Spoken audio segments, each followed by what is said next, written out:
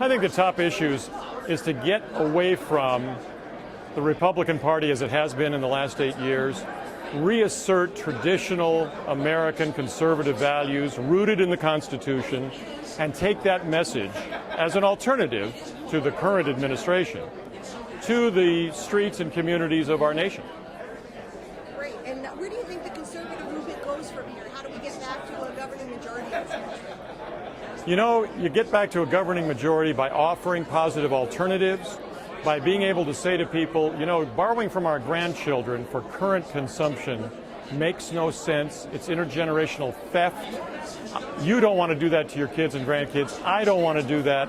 Let's come up with something that makes more sense, because we know in our history that if we have a downturn in business, you cut taxes, you cut regulation, you get business moving again, and they hire people, and pretty soon, guess what? We're in a boom again.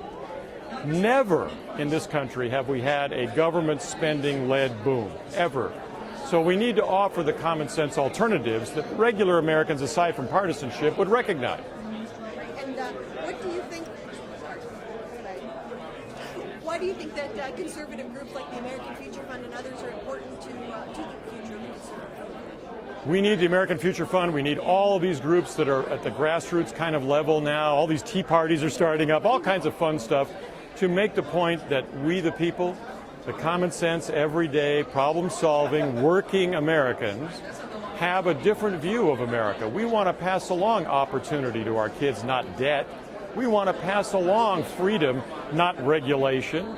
We want our kids to have an even better world than ours. And we look around the world to places that have put their faith in bigger and bigger government, and we find that they never get repaid with more freedom and more opportunity.